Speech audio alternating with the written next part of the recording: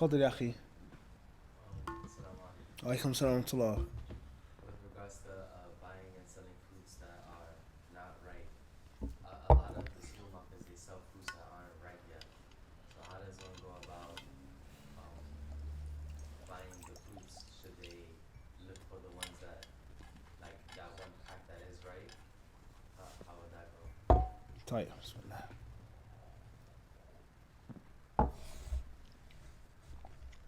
Question is regarding buying fruits that are not ripe.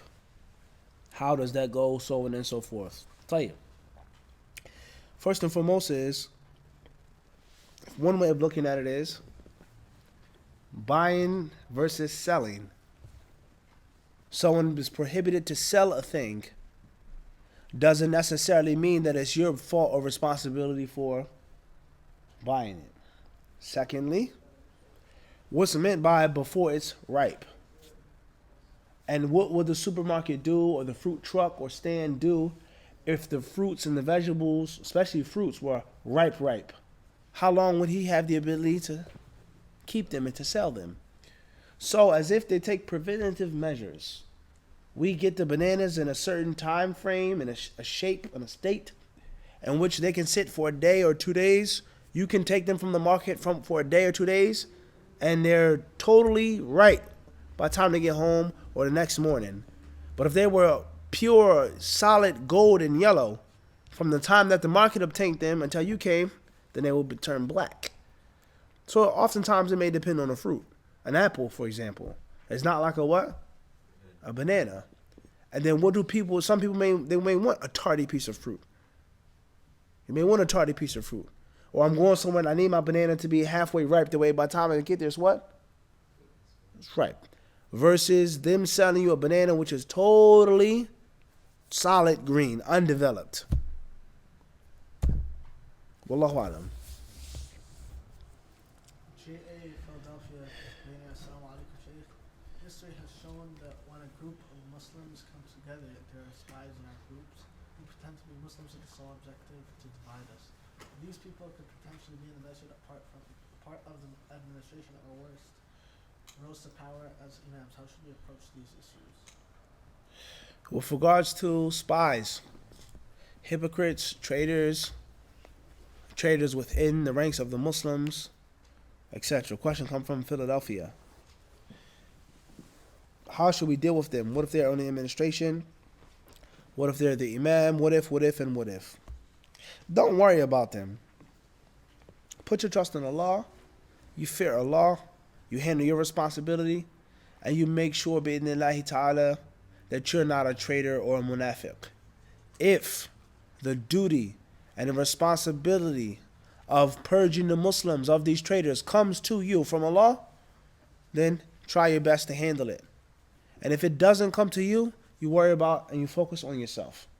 That's my advice. Allah will expose them. Allah will remove them. Allah will allow them to destroy themselves.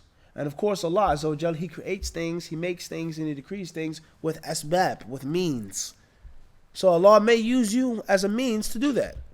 And if Allah does not will that, then you don't worry about them. Don't focus on them. Don't get caught up on them. He's a traitor. He's a munafiq. He's a spy. He works for the FBI. He may be.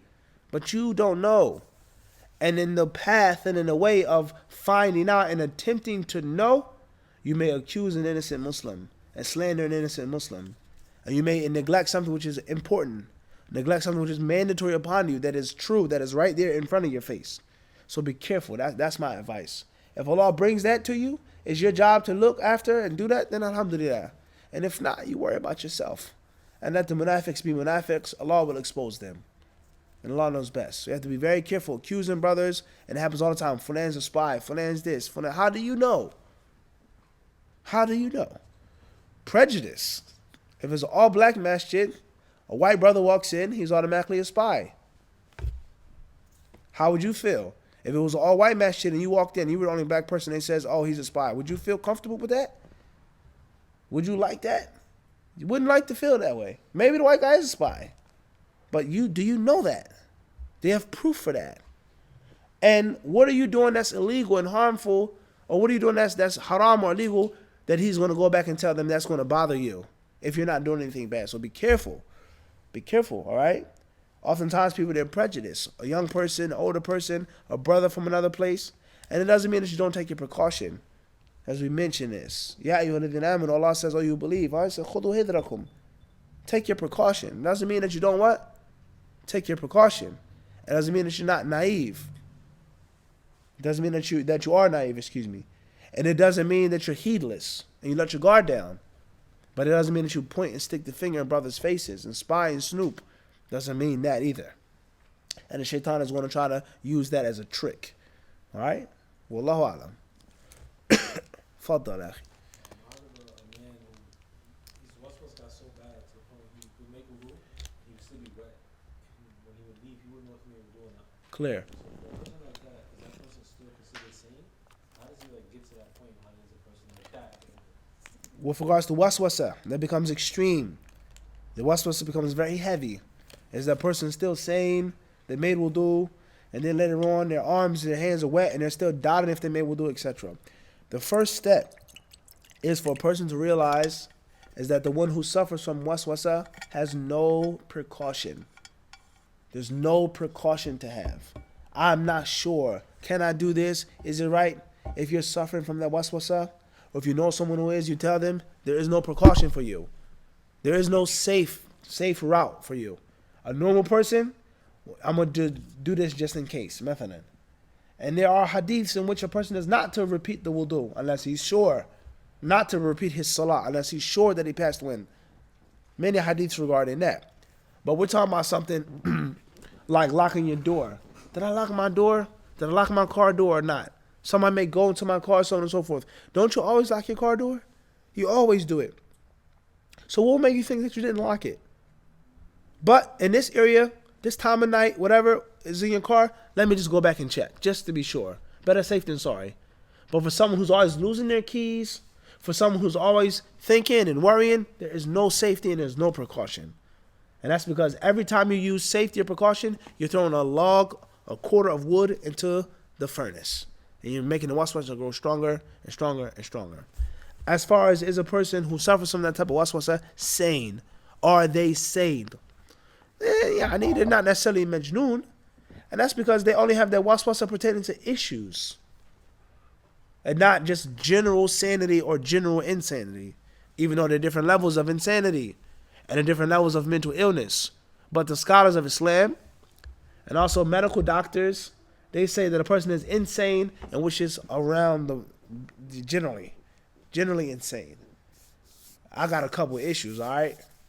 Right? A couple screws that are what? Loose. I'm a sandwich missing a picnic basket. Maybe 2, maybe 3. Try me if you want.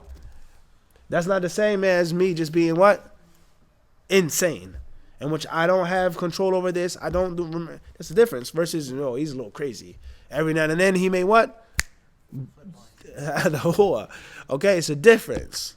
A person has issues versus a person is what? Allah musta'an. Wallahu a'lam. Fadl ya akhi. The ruling on people that say there's lies about the Prophet Muhammad sallallahu alaihi wasallam in hadith books and that it was hadiths were written down and compiled years after his death. Question is regarding someone saying that the hadiths are fabricated, the hadiths are lies, they were written down, they were recorded years after the Prophet sallallahu alaihi wasallam's death, etc., etc., etc. Part of what they're saying is true. A part of it, but not everything. Were there people who lied on the Prophet sallallahu alaihi wasallam? Without a question. Do people lie on the Prophet sallallahu alaihi wasallam? No doubt. Are there fabricated hadiths? For sure. Many. But to say that every hadith is fabricated, or to say that because they're fabricated hadiths, I'm not going to take none of them, is utter stupidity. Islamically and just intellectually, it doesn't make any sense.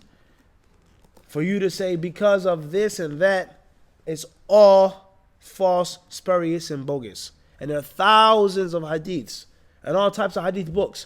All of them are fabricated. All of them are full of lies because of this one and that one. That just doesn't even make any sense anymore. Rather, for you to say that there are fabricated hadiths and people have lied on the Prophet, that proves that the rest of them are not fabricated. And then there were many other people who narrated from the Prophet who did not lie. For us to say he's a liar.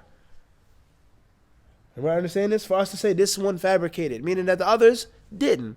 And if they were all fabricated, then there would be no distinction for that person to be a liar or a fabricator. So that doesn't make any sense. That doesn't make any sense. Before we even get into the scholastic debate of the hadith science, when the hadiths were written down, just common sense. Common sense. That doesn't go very far. I'm not going to take nothing quoted from the Prophet because of some hadiths that I read or heard that were fabricated. Everyone understand this? The only reason why those people said that they were fabricated is because they were picked and selected from among hundreds and thousands that were not fabricated. Everybody understand this or not?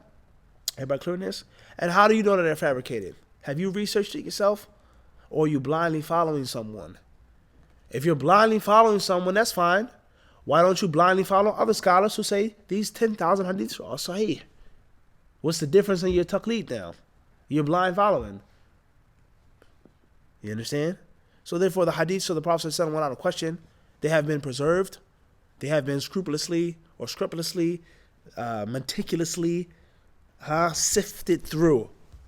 Sifted through a system in which there's authentic, there's weak, and fabricated. There's a system that's been around for years, before I was born, before you were born. If a person wants to learn more about that and find out how to determine and why and how in his books, then he should learn hadith science in English, bidna'i ta'ala, and he should empty his cup, and he should learn and listen and read and research before he comes to a conclusion. Wallahu a'lam. Wa iyyakum. خلاص؟ تفضل أحمد. Is it permissible to invest in stocks, or does this come under the order? Investing in stocks, it depends on what you're investing in. It could fall under gharar. تفضل أخي جزاك الله خير. It could. It's possible. But not even that. Just what are you investing in? And the loss. And the risk. Wallahu a'lam.